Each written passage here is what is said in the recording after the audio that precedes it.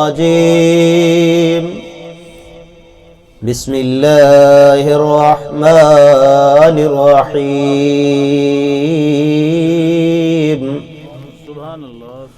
قل يا عبادي الذين أسرفوا على أنفسهم لا تقنطوا من رحمة الله قال الله تبارك وتعالى في مقام آخر ألم يأن للذين آمنوا أن تخشع قلوبهم لذكر الله صدق الله مولانا العظيم وصدق رسوله النبي الكريم الأمين قال الله تبارك وتعالى في شان حبيبه مخبرا وآمرا إن الله وملائكته يصلون على النبي يا أيها الذين آمنوا صلوا عليه وسلموا تسلیما۔ کوئی بھی زبان خاموش نہ رہے، مل کے محبوب کریم کی بارگاہ میں درود و سلام پیش کیجئے، پڑھیے صلی اللہ علیہ یا رسول اللہ وسلم علیکہ یا حبیب اللہ۔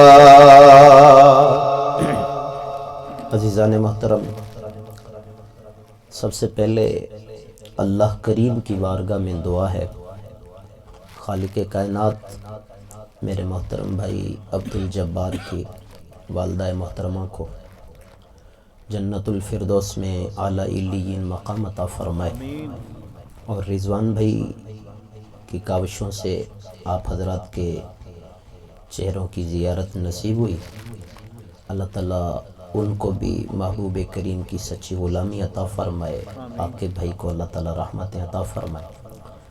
بالکل قلیل وقت کے اندر میں چاہتا ہوں کہ ایک ہمارے دل کی کیفیت بدلے۔ بس میں نے قرآن کریم کی جو آیات آپ کے سامنے تلاوت کی ہے نا، اس میں ایک کیفیت ہے جو رب کریم اپنے بندوں سے چاہتا ہے، وہ کیفیت کو محسوس کرنا۔ بس اگر وہ کیفیت ہمارے دل میں آ جاتی ہے، خدا کی قسم دنیا اور آخرت میں کامیابی مل جائے۔ لیکن ایک شعر قبلہ میں حضور کی بارگاہ میں پیش کرتا ہوں، وہ بھی عرض ہے کہ سرے محفل کرم اتنا میری سرکار ہو جائے، سرے محفل کرم اتنا میری سرکار ہو جائے، نگاہیں منتظر رہ جائیں اور دیدار ہو جائے۔ عاصم بھائی، کوئی بندہ ایسا نہیں جو حضور کی زیارت نہ چاہتا ہو۔ تڑپ کے یار پڑھیں کہ نگاہیں منتظر رہ جائیں اور دیدار ہو جائے۔ توجہ، غلام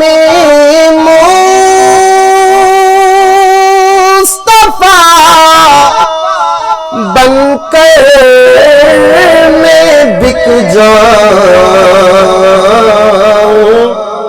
مدینے میں، غلام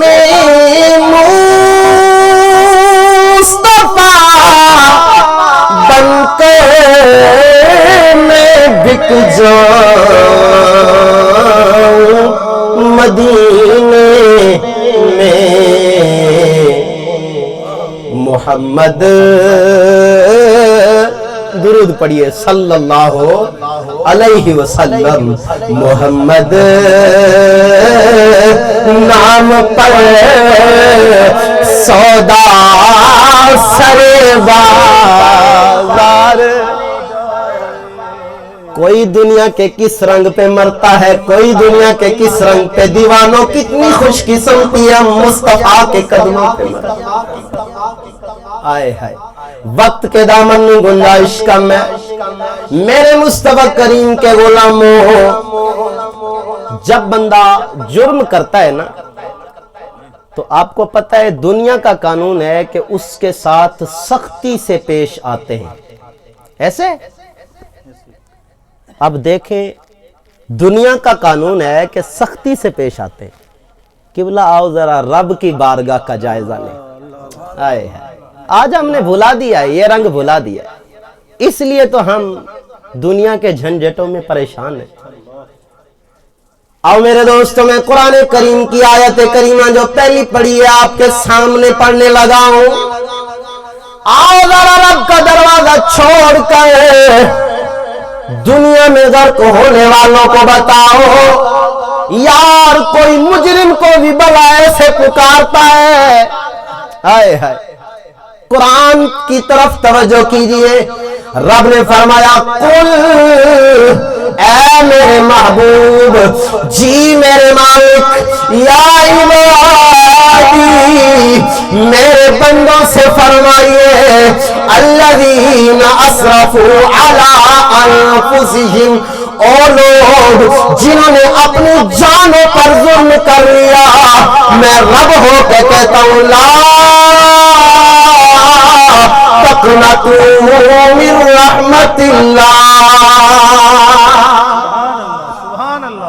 میرے محبوب ان سے فرمائیں گناہگار ہیں سیاکار ہیں بدکار ہیں کچھ بھی ہیں میں رب ہو کے کہتا ہوں یا عبادی میرے بندے یار لفظ کی مٹھاس کو سمجھیے کوئی پیارا ہو نا اس کا جرم کریں تو وہ اگر کہے نا تو میرا ہے بندے نے کیا ہے جرم رب پھر بھی کہہ رہا ہے یا عبادی او تو میرا بندہ بن جا میں تو تیرا رب میں تو تیرے تے پیار کرانا لا میں تو تیرے نال شفقت کرانا لا مالک کنی کی شفقت فرمایا یا ایوہ الانسان ما غرک بربک الکریم اے رب کی دہلیز سے بھاگنے والے پلٹ کر تو دیکھ تیرا رب کتنا کریم ہے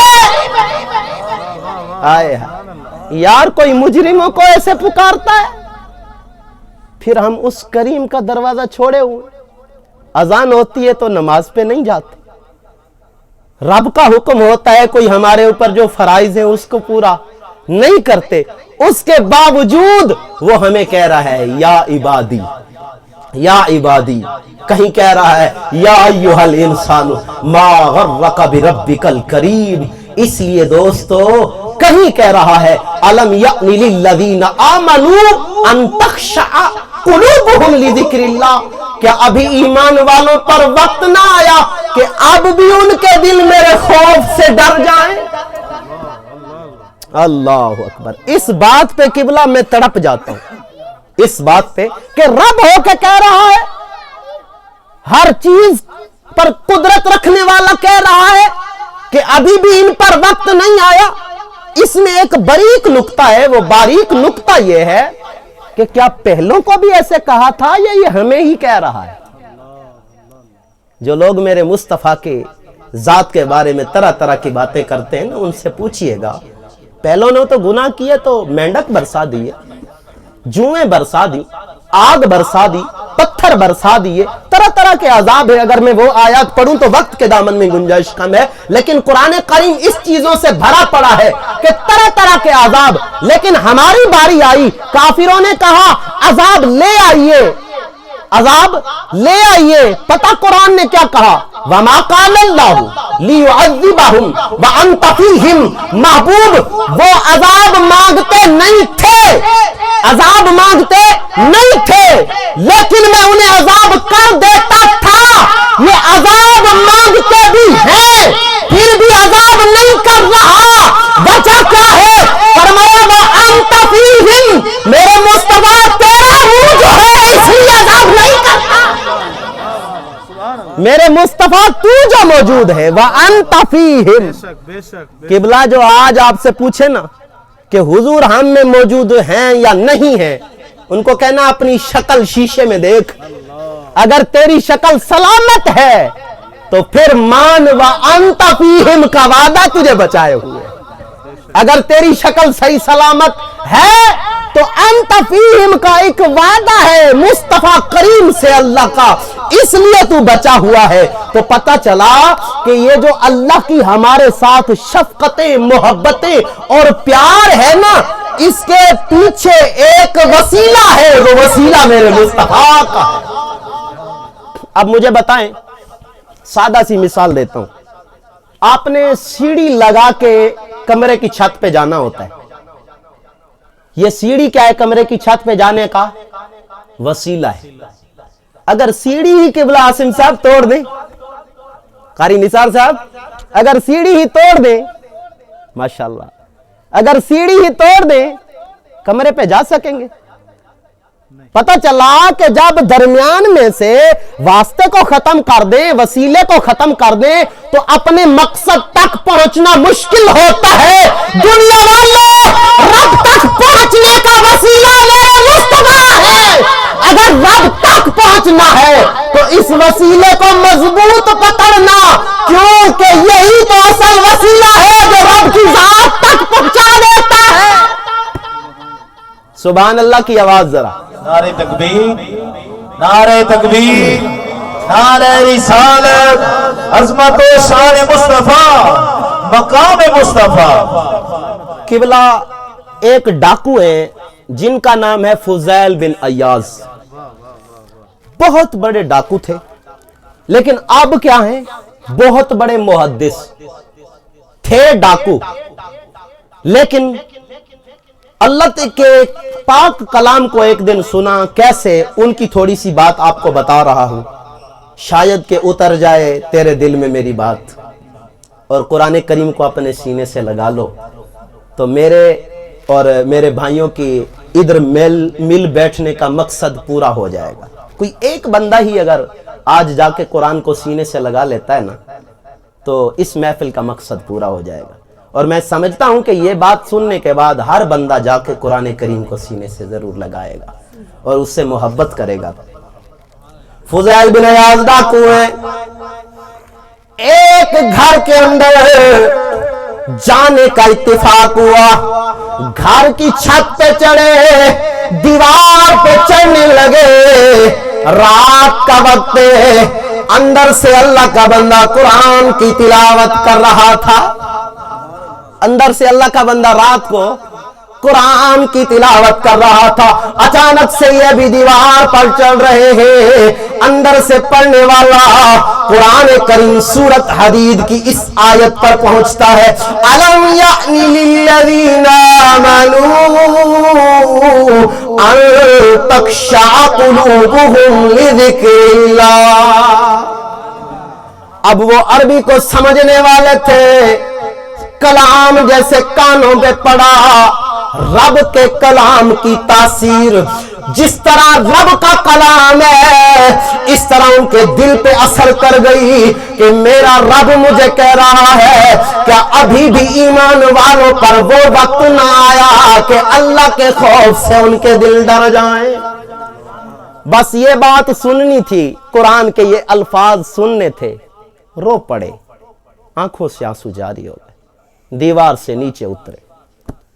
اپنی ساری کارکردگی ختم. سامنے چیلے بیٹھے ہیں ڈاکوؤں کے. کہا کیا ہوا آپ کو؟ سردار تھے ڈاکوؤں کے. کہا بس آج سے میں رب کے حضور اپنے آپ کو پیش کرنا چاہتا ہوں. کہا کیا ہوا؟ کہا میرا رب ہر چیز پہ قادر ہو کر عذاب دینے پہ بھی قادر ہے. اتنا قادر ہو کر اس پیار سے مجھ سے خطاب کر رہا ہے کہ علم یعنی للذین آمنوا. ہائے ہائے ذرا پیار تو دیکھیں نا. اس طرح خطاب کر رہا ہے کہ عالم کیا نہیں آیا, عالم یعنی للذین آمنوا. اس پیار سے مجھ سے خطاب کر رہا ہے. جو پیار کرے فضیل بن عیاض کہتے ہیں اس سے پیار کیا جاتا ہے.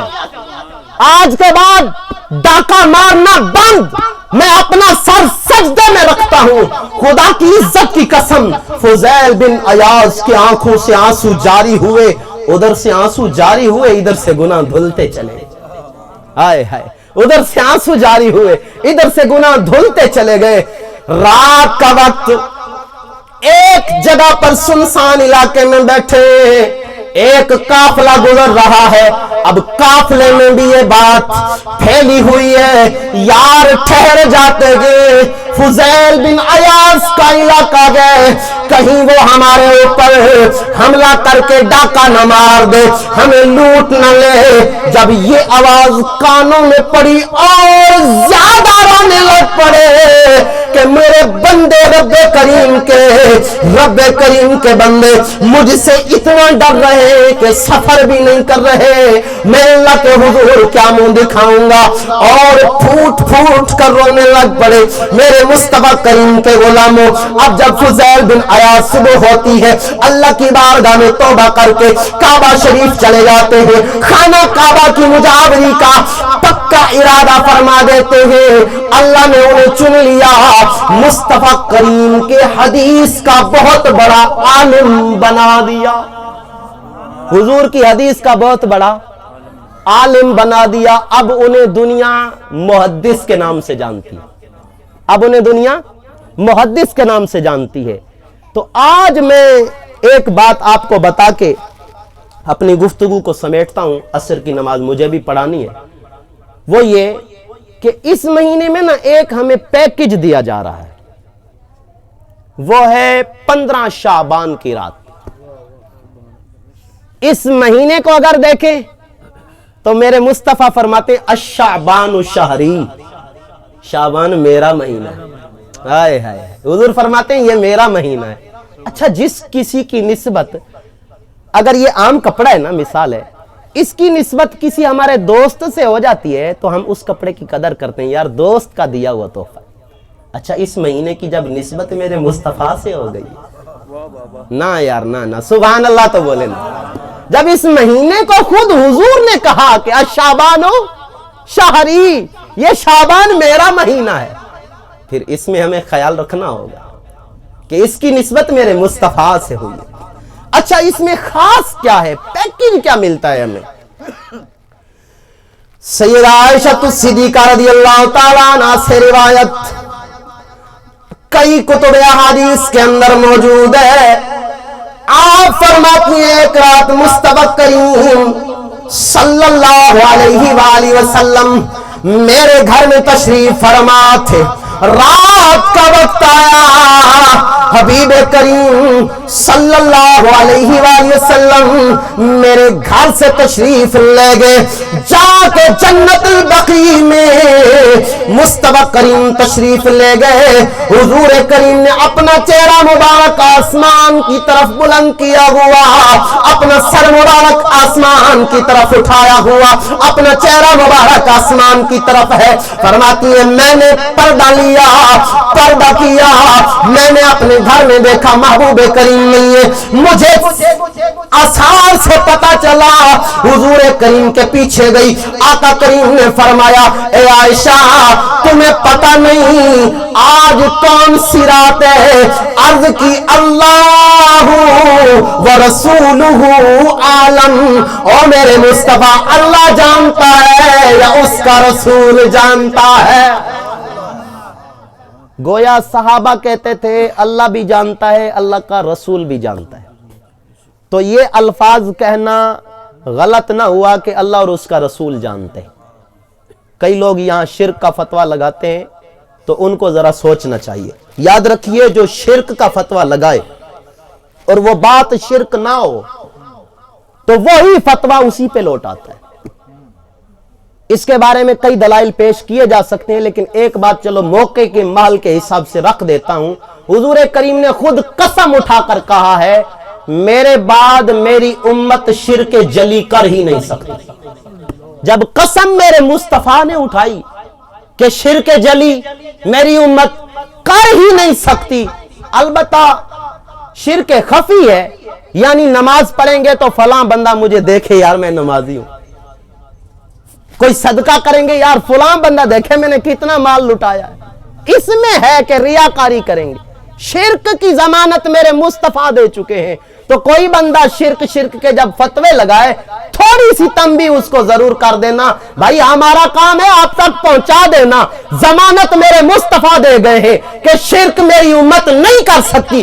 اس کے باوجود اگر تو شرک کے فتوے لگاتا ہے تو لگاتا رہے، تو جانے مصطفیٰ جانے یا خدا جانے، ہمارا کام تو تھا پہنچا دینا۔ اب بات کہاں چل رہی تھی بھلا؟ توجہ کیا کریں نا جی، سبحان اللہ، چلو بولے ذرا سبحان اللہ۔ اچھا بات ہماری اصل چل رہی تھی اس مہینے کے نسبت کے حوالے سے حضور کی بارگاہ میں سیدہ عائشہ الصدیقہ گئیں، اور آقا کریم صلی اللہ علیہ وسلم نے فرمایا عائشہ آج کون سی رات ہے؟ اللہ و رسولہ عالم، یہ عرض کیا تھا۔ اچھا جب یہ بات ہوئی نا، آقا کریم نے فرمایا یہ جو نصف شعبان ہے یعنی 15 شعبان کی رات، فرمایا اس میں اللہ تعالی بنی کلب کے بکریوں کی جتنے بال ہیں نا، فرمایا ان سے بھی زیادہ گناہگاروں کی بخشش کر دیتا ہے۔ یہ بنی کلب کے قبیلے کا نام اس لیے لیا کہ ان میں بکریاں بہت زیادہ تھیں، اور دوسری حدیث میں مولا علی رضی اللہ تعالیٰ عنہ سے روایت ہے، آپ فرماتے ہیں آقا کریم صلی اللہ علیہ وسلم نے فرمایا جب یہ 15 شعبان کی رات شروع ہوتی ہے، اللہ تعالیٰ اپنی شان کے مطابق پہلے آسمان پر پکارتا ہے کوئی مجھ سے بخشش مانگنے والا؟ آج میں اس کی بخشش کر دوں۔ ہے کوئی مجھ سے رزق طلب کرنے والا؟ آج میں اسے رزق عطا کر دوں۔ ہے کوئی بیمار مجھ سے شفا مانگنے والا؟ آج میں اسے شفا دے دوں۔ البتہ رب پکارتا ہے کہ جو بندہ مجھ سے جو مانگے گا آج میں اسے عطا کروں گا۔ ایک ہوتا ہے بندہ اپنا سر سجدے میں رگڑتا ہے، مالک گناہوں کی بخشش فرما، گناہوں کی بخشش فرما دے۔ ایک ہوتا ہے جس نے بخشنا ہے، ایک ہوتا ہے جس نے بخشنا ہے، وہی کہہ رہا ہے میرے بندے آج مجھ سے مانگ تجھے بخش دوں گا۔ ایک ہے ہم تڑپتے ہیں مالک حج و عمرہ نصیب فرما، ایک ہے رب فرماتا ہے آج مجھ سے مانگ میں عطا کر دوں گا۔ تو یہاں ایک میں شعر آپ کے سامنے رکھ رہا ہوں، فرماتے ہیں کہ جب یہ 15 شعبان کی رات آئے اس وقت یوں عرض کرنا کہ مانا گناہگار ہوں، نہایت برا ہوں میں، مانا گناہگار ہوں، نہایت برا ہوں میں، لیکن تیرے حبیب کے در کا گدا ہوں میں۔ میرے دوستو حاجی حج پہ جاتا ہے، اللہ کی بارگاہ میں عرض کرتا ہے مالک میرا حج قبول فرما، نمازی نماز پڑھ کے کہتا ہے میرے مالک میرے گناہوں کی بخشش فرما۔ ہر بندہ اللہ کے حضور رو رو کے اس کو راضی کرنے کی خواہش رکھتا ہے۔ آج جو 15 شعبان اس مہینے میں جب آئے گی اس وقت رب کریم اپنی قدرت کے شان کے مطابق پہلے آسمان پر تجلی فرما کر پکار رہا ہوگا، جو بندہ مجھ سے بخشش مانگے میں اسے بخشش عطا کر دوں، جو بندہ مجھ سے رزق مانگے میں اسے رزق عطا کر دوں، جو بندہ بے اولاد ہے آج اولاد مانگے میں اسے عطا کر دوں۔ کسی عاشق نے کہا کہ پچھلی راتی تیرا مت رب دی کرے بلند آوازاں بخشش منگل والے تائی کھلا ہے دروازہ۔ عزیزان محترم، ہر بندہ کہتا ہے مجھے سائیکل والا کہتا ہے مجھے کار مل جائے، کچے مکان والا کہتا ہے مجھے کوٹھی مل جائے، کار والا کہتا ہے اس سے اچھی کار مل جائے۔ ایک ہی کلیہ رب کریم نے فرمایا، 28واں پارہ پڑھ کے دیکھے، رب کریم نے فرمایا ساری چیزوں کا ایک ہی کلیہ ہے، وَمَن يَتَّقِ اللَّهَ يَجْعَلْ لَهُ مَخْرَجًا۔ رب کریم نے فرمایا مجھ سے ڈر جا، میں رب کریم سے ڈرنے کے بعد وَيَرْزُقْهُ مِنْ حَيْثُ لَا يَحْتَسِبُ، میں تمہیں وہ رزق عطا کروں گا کہ تیرے گمان میں بھی نہیں ہوگا۔ جو مانگنا ہے اس کا ایک کلیہ ملا۔ کون سا کلیہ؟ اللہ سے ڈر جاؤ۔ کیا ہم کیا کرتے ہیں؟ یار فلاں بندہ دیکھ رہا ہے ابھی گناہ نہیں کرنا، لیکن جب بندہ نہ دیکھے پھر ہم کیا کرتے ہیں؟ گناہ۔ اب میں اس نقطے پہ صرف ایک بات کہنا چاہوں گا، ہم نے بندے کا ڈر رکھا یا اللہ کا رکھا؟ بندے سے تو بندہ ڈرا کہ یار فلاں بندہ ہے، اس کے سامنے میں نے رشوت نہیں لینی، سود کی بات نہیں کرنی، نہیں یہ مجھے برا کہے گا۔ لیکن جب بندہ کوئی نہیں تھا اس وقت یہ کام ہوا، تو بندے کا خوف زیادہ ہم نے رکھا یا اللہ کا؟ رکھنا کس کا چاہیے تھا؟ بس مجھے اور آپ کو صرف اپنے آپ کو یہ تبدیل کرنا ہے۔ اتنا تبدیل کر لیں تو خدا کی قسم قبر میں ہمیں شرمندہ نہیں ہونا پڑے گا۔ قبر میں ہمیں حضور کریم صلی اللہ علیہ وآلہ وسلم خود فرمائیں گے اے فرشتوں اسے چھوڑ دو، یہ میرا ہے۔ اس قبر کی ایک بات میں آپ حضرات کے سامنے کر کے، کیونکہ 15 منٹ تک گفتگو ختم کرنی ہے، ابھی 10 منٹ پڑھیں، تو میں اس کے حوالے سے ایک عقیدے کے حوالے سے گفتگو کر کے اپنی گفتگو کو ختم کر رہا ہوں۔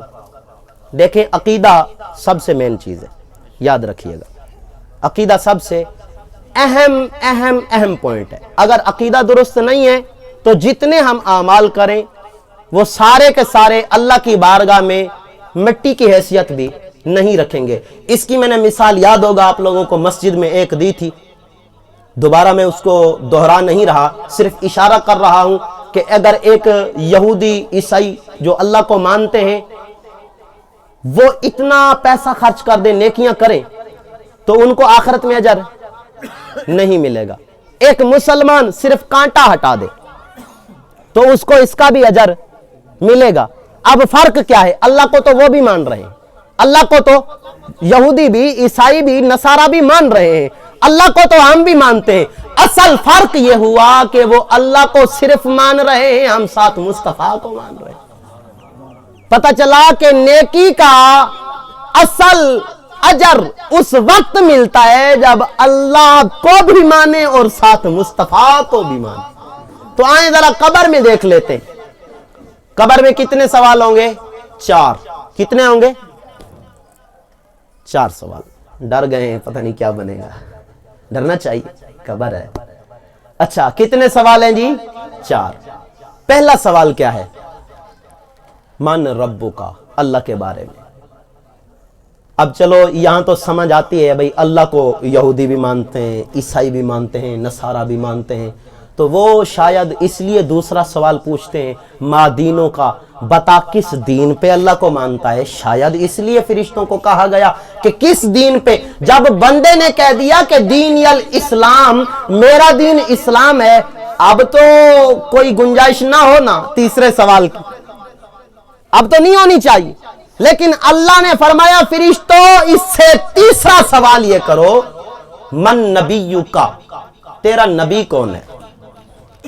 اب تو چلو اللہ کو بھی مان لیا، سوال کا جواب مل گیا، اور ساتھ بتایا کہ کس دین پہ ہو کے مانتا ہوں، یہ بھی بتا دیا، اور ساتھ مصطفیٰ کریم صلی اللہ علیہ وسلم کے بارے میں جب سوال ہوا تو یہ بھی بتا دیا۔ رب نے کہا نہیں نہیں، चौथा सवाल करो, मालिक वो कौन सा? फरमाया दुनिया में अकीदा क्या रखता था। ये जो मैं बात कर रहा हूं, ये मैं दलाइल की गुफ्तगू में कर रहा हूं, अल्फाज पढ़ने लगा हूं।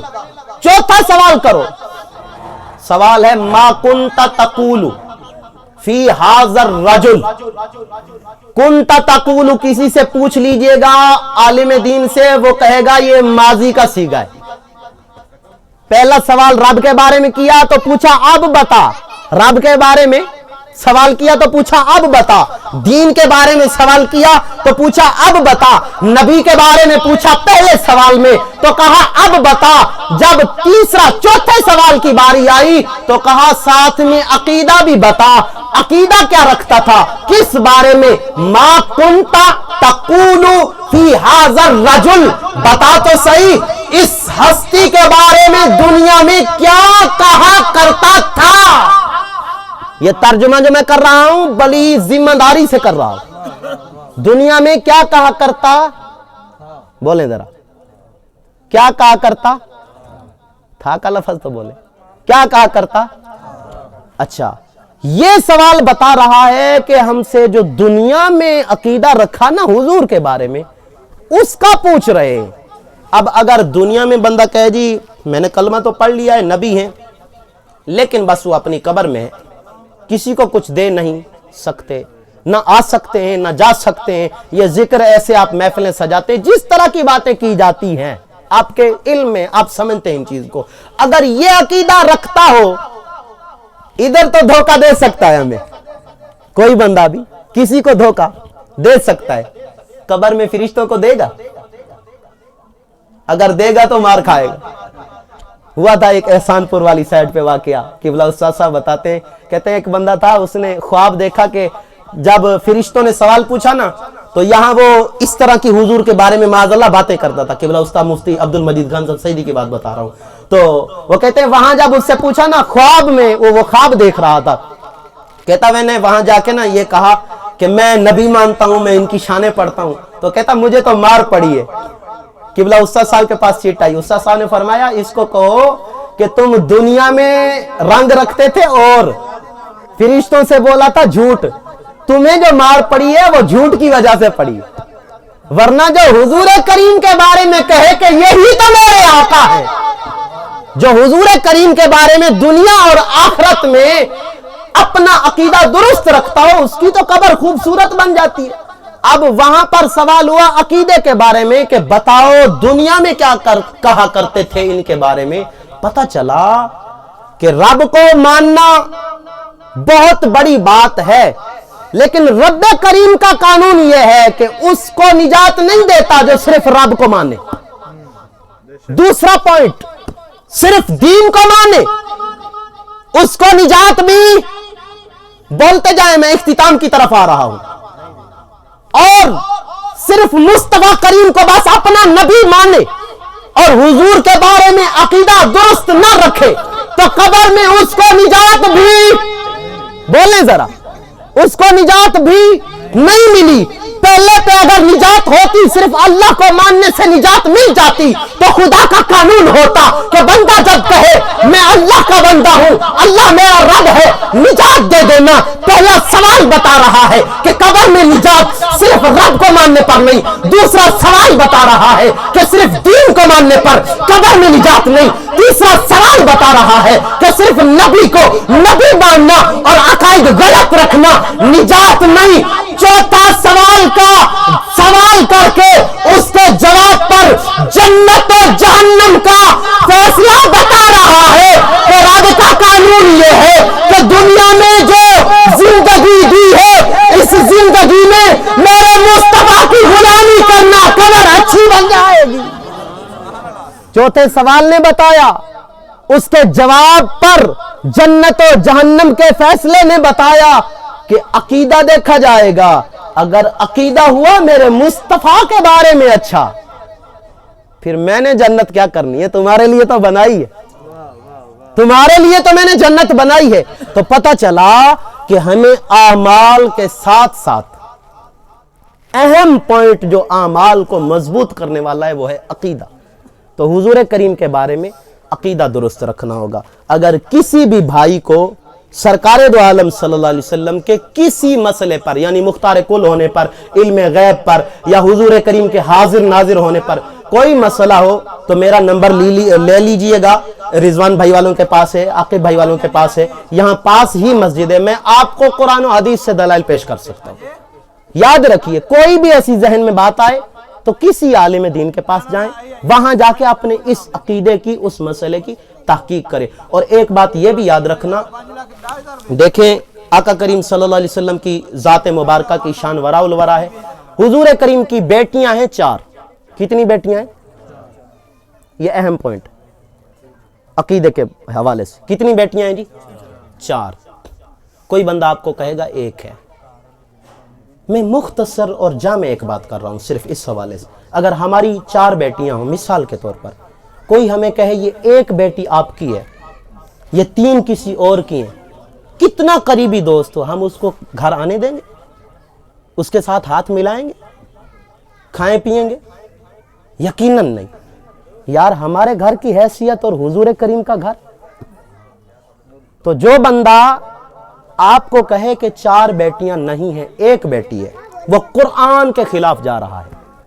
میں آیت پیش کر رہا ہوں، یا ایھا النبی قل لازواجک و بناتک۔